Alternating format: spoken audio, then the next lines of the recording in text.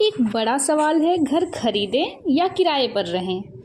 हमें हमेशा यह बताया जाता है कि खुद का मकान होना सबसे समझदार निवेश प्लस जीवन की सबसे बड़ी उपलब्धि होती है। वयस्क होने की सबसे बड़ी परिभाषा। साथ ही सबसे बड़ा तर्क यह है, अगर आप किराया भर सकते हैं तो ईएमआई भी भर सकेंगे। सही है ना? खैर, हमेशा नहीं।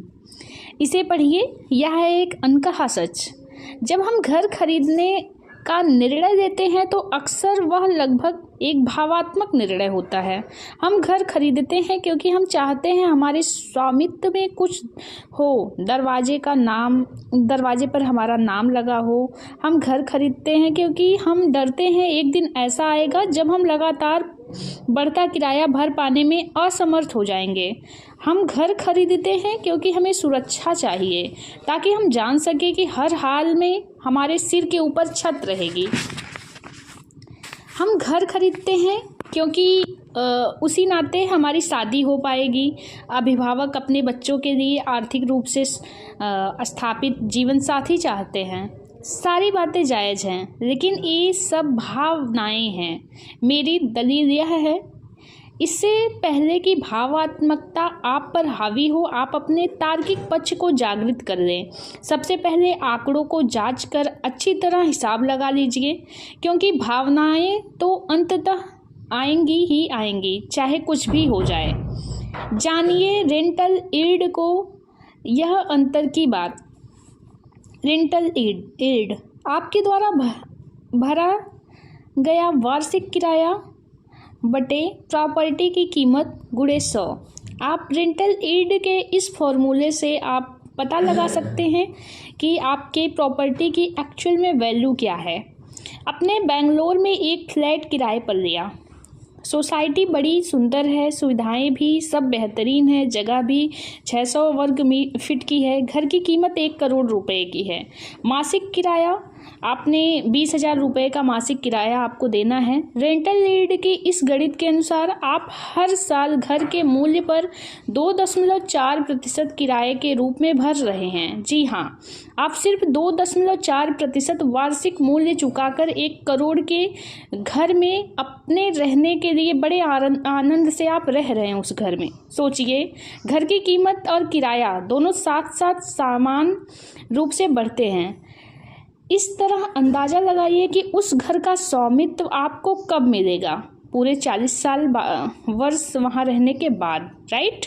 लेकिन पहले इसे और विस्तार से समझते हैं।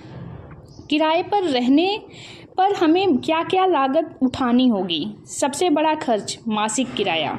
इसे एक आरामदेह जगह में रहने के लिए टिकट की तरह देखिए। आप पर उस जगह को खरीदने को कोई बाध्यता नहीं है। घर खरीदने में हमें क्या लागत उठानी पड़ेगी? Down payment. घर की कीमत का एक निश्चित प्रतिशत आपको आरंभ में ही चुकाना पड़ता है। आमतौर पर यह कीमत का 20-25% हिस्सा होता है। हम इसे लागत में शुमार कर रहे हैं क्योंकि अगर आप इतनी बड़ी राशि खर्च करने में समर्थ हैं, यानी आप उस राशि को निवेश भी कर सकते हैं। निवेश करते तो उस पर आपको रिटर्न मिलता, लेकिन डाउन पेमेंट के रूप में भरने के बाद आपको उस पर कुछ भी नहीं मिलेगा, यानी एक अवसर चला गया। ईएमआई और उस पर ब्याज। अगर आप लोन लेते हैं तो आपको हर महीने ईएमआई चुकानी पड़ेगी। यह एक तरह से आपका नया किराया है। अंतर महज इतना है कि आप इसे मकान मालिक को देने के बजाय बैंक को देंगे, और उस पर लगने वाले ब्याज को मत भूलिए। 50 लाख रुपए के होम लोन पर आपको 20 वर्ष की अवधि में ब्याज के रूप में 58 लाख रुपये अतिरिक्त चुकाना होगा। हद है। रजिस्ट्री का शुल्क। ऐसा समझिए कि यह आपके स्वामित्व की लिखा पढ़ी है, उसे कागजों में दर्ज करना। इसकी लागत है घर की कीमत का 3 से 7%, और इसे चुकाने का जिम्मेदारी खरीदने वाले पर होती है। दलाल की फीस। दलाल घर खोजने में आपकी मदद करता है। जाहिर है वह अपनी फीस लेगा। आमतौर पर यह फीस होती है घर की कीमत का 1%। मेंटेनेंस। घर के रख रखाव पर होने वाला खर्च, बिजली के कामों से लेकर लेबर के कामों तक सब कुछ ठीक ठाक चलता रहे, इसके लिए यह खर्च करना ही होता है। घर को होम स्वीट होम बनाए रखने के लिए ही भी यह खर्च जरूरी है। जब आप इन सारी लागतों को जोड़ देते हैं तो पाते हैं कि 20 वर्ष की अवधि के दौरान आपने घर की मूल कीमत के 3 गुना ज़्यादा पैसे लगा दिए हैं। अब इसे देखिए, कम उम्र में मकान खरीदने के बजाय आप 2 स्मार्ट विकल्प चुन सकते हैं। डाउन पेमेंट की राशि को अपने 10 वर्षों के लिए एक मुश्त निवेश कर दीजिए। होम लोन की EMI और घर के किराए की राशि में जो अंतर बनता है उसे मासिक EMI की तरह निवेश कीजिए। अब आपको ऐसा करने पर मात्र 10 वर्षों में ही आप अपने सपनों के घर की कीमत की 50 से 70% राशि पा लेंगे। इसे डाउन पेमेंट की तरह भी मत भर सकते हैं। मेरी बात पर भरोसा मत कीजिए, कुछ हिसाब लगाकर देख सकते हैं। आप इस तरीके से यहाँ पे अपना हिसाब लगाकर भी देख सकते हैं। किराए पर रहने से आप कम बजट में ज़्यादा अच्छी जीवन शैली बना सकते हैं। मुझे गलत मत समझिए, मैं यह नहीं कह रहा कि आप घर मत खरीदिए, बस यह कह रहा हूँ कि कम उम्र में मत खरीदिए।